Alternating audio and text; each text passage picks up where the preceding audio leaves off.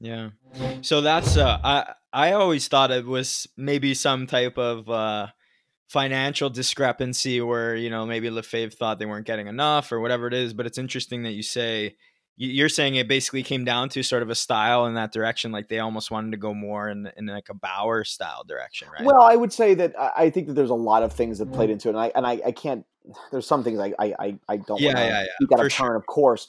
I think that the way the contract was structured is they were set to renew at the end of last year, 2019, and they just couldn't come to terms. It wasn't that CCM didn't kick them out the door, and Lefebvre did not just say no, we're leaving. It was Yeah, nothing that they that tried. simple. They very much, both groups, really up until the 11th hour, were Yeah. trying to work together to find some type of arrangement. But I think, again, at the end of the day, the companies are just heading in different directions in terms of Yeah. where they wanted to go in the future, and it just didn't make sense to partner anymore. Yeah.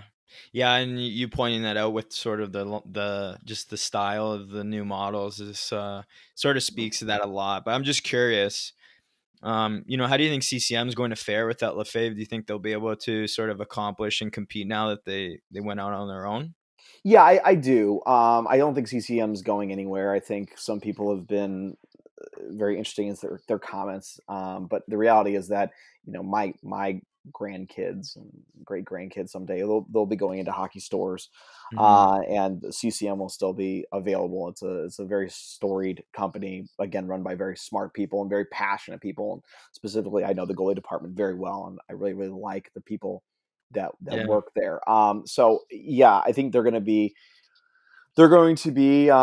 just fine. And you see with the Axis line, they really are trying to take a big step forward in terms of innovation, and the Yeah. Axis pad is completely it's a big step in that direction, and I think they're going to be fine. I think that Lefebvre will be as well. I think with the success you've seen them have already to this point at the pro level, I think they're here to stay.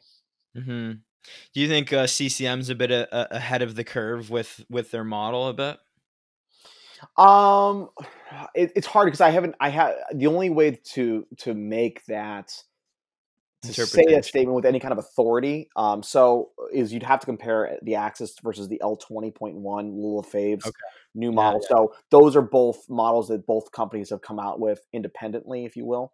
So without having to be able to compare the two, it's hard to say definitively, because, Yeah. and that's one of the narratives I think that has been, I think, unfair to Lefebvre. Actually, you've seen a lot of the NHLers who had historically been in Lefebvre made gear with the CCM name, um, going now to an unbranded pad that was been made by Lefebvre through Lefebvre. And people Hmm. are saying, well, that's just because they're familiar with it. And I think that's true to some degree, because pros are very reticent to change their specs, especially mid-season, kind of when the contract ended with Yeah. between the two companies. But also, I think it does a disservice to the fact that Lefebvre came out with the 20.1, which has some really unique specs. It's a new calf system, and you see guys like Crawford, Varlamov, Riddick tried it. I'm forgetting a couple now, and those guys are, they're trying a brand new pad, and they're liking it and they're using it, and I think that does a disservice to Lefebvre, saying, oh well, they're only with Lefebvre because of familiarity. I don't think that's true. Also, on Mm. the other side of the coin, the people that have said, oh, the reason you don't see as many Axis goalies wearing Axis, or really any NHL goalies wearing Axis aside from Soros, that's unfair. That's a false narrative, because this gets a little into the weeds here. CCM Mm. didn't give the pros the option to try out Axis until they were around the time they were dropping in retail, which was going to be around the May timeframe, April Uh, May, which is very late in the pro season, and they're really not going to change things. And the Axis is a different pad yeah. than what most of them are wearing. So people are saying, oh, well, the fact that you don't see all these pros switching to Axis, which is a Uh, follow to the Premier line, not the E-Flex, which is also, yeah. I think, critically important. I think that's completely erroneous to try to draw some conclusion from that. Yeah. Wow, I love it, man. Already providing tons of value. Great insight, buddy. Um, I'm just curious, in your opinion, if you feel comfortable just going into 21, 22, who do you sort of see as who's some of your favorite gear companies maybe going into, the next few years, and why, if you don't mind breaking it Sure. down. Yeah. So a lot of things are happening. This has been really for again for nerds like me that obsess about this has been an exciting 24 months. It's really been an exciting few Yeah. years. I'm really excited to see what Bauer is doing in 2021. Now, obviously, I can't talk. I am fortunate enough that I can get peeks behind the curtain on certain things and have some insight as to kind of what's coming around the corner. And I can't speak to specifics, but what's been interesting with Bauer this year with their ultrasonic and what will happen next year with their 2021. So they like most companies run two families of gear. They run Supreme and they run Vapor. Yeah. And so every other year one of them gets updated.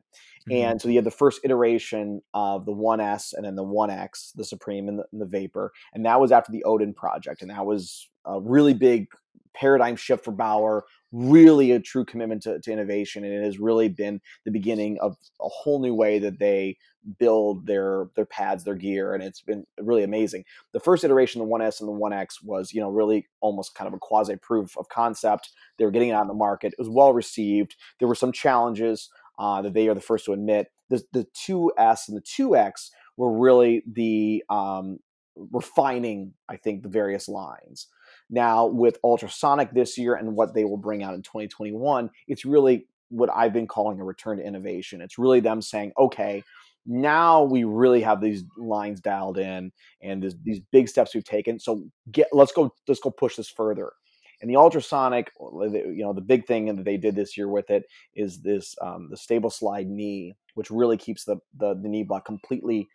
The knee block is actually built into the face of the pad. It's completely perpendicular. Mhm. Completely prevents over rotation. I think people are. I've said this a couple times. Are not making a big enough deal about that. A bunch of pros have already got it in their pads, like Lundqvist.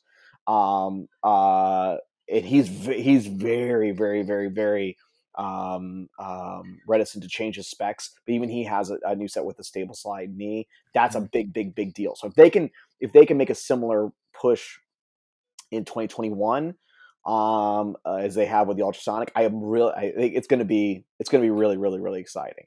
Yeah. And who are maybe two other ones, your favorite gear companies? So CCM obviously with the Axis has been that's been big. And it's I think it's really it's important to understand what they've essentially done is they have had a design team in house that's been again building several of their products. Now they're bringing all the design work completely in house. The production for everything except for the D1 guys, pro guys, CHL, except for those small exceptions that were built in the Lefevre factory up until December.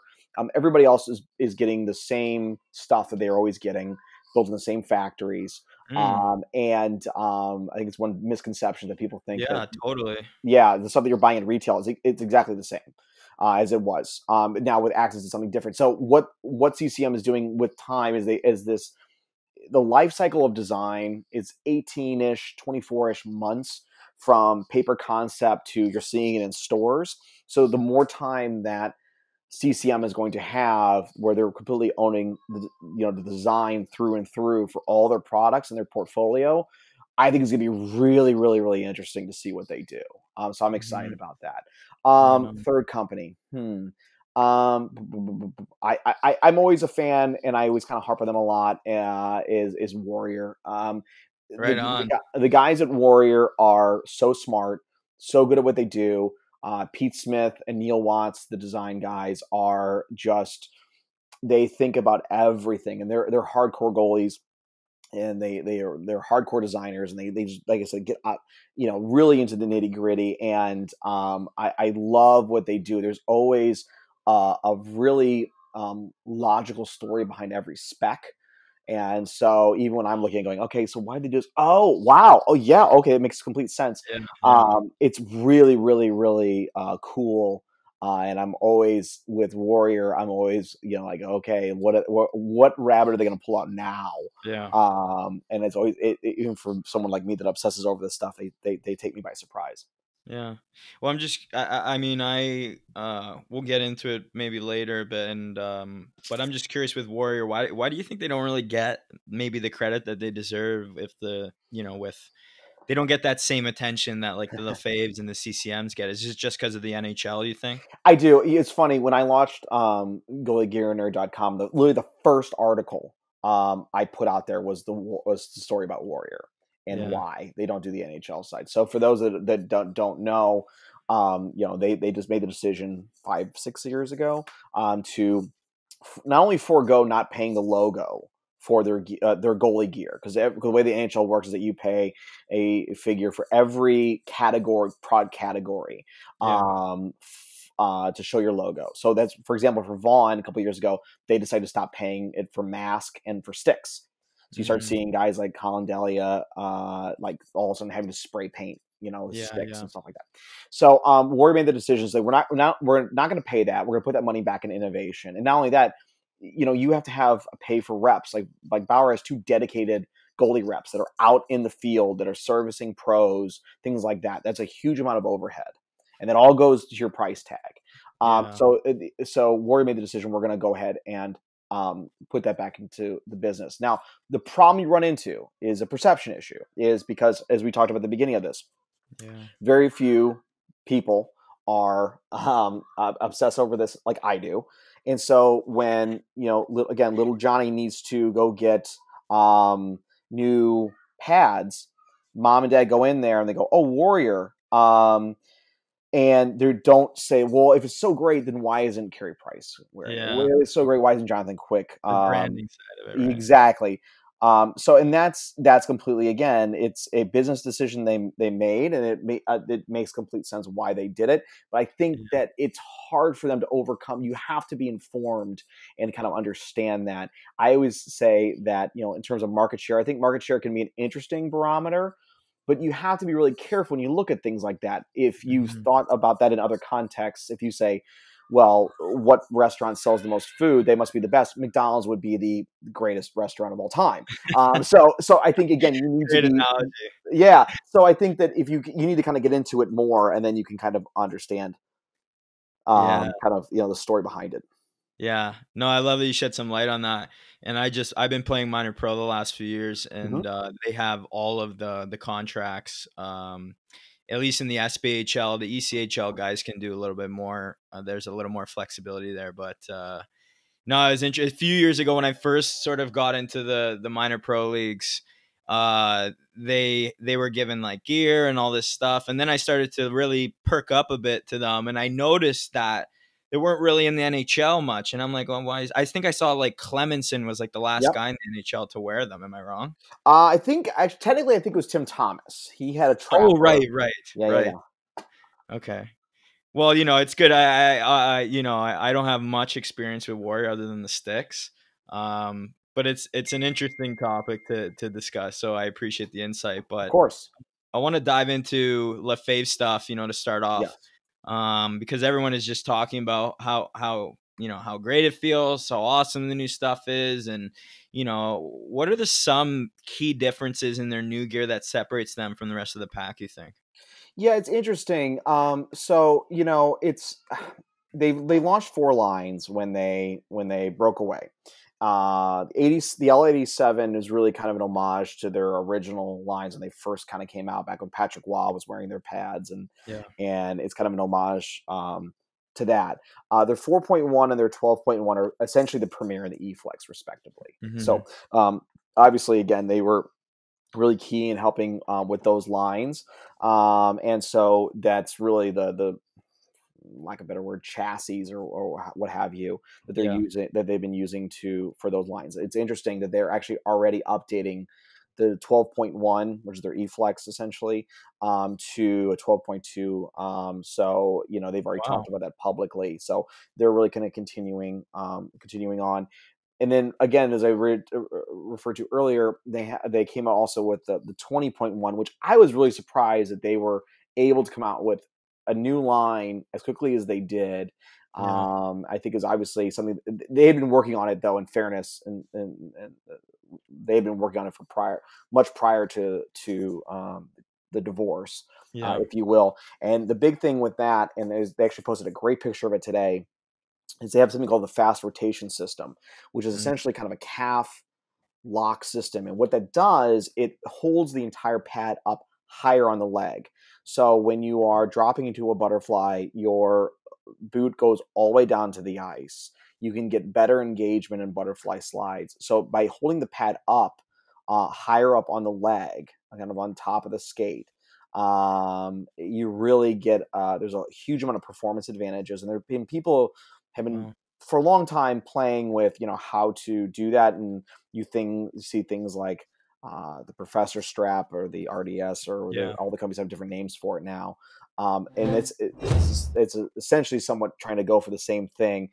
Lefebvre's is really, they call it the fast rotation system, and that's like I said, been a big difference and for them, and that's been really kind of fascinating to see. And that's why, again, to my surprise, you've seen a lot of pros already really getting into it and liking it.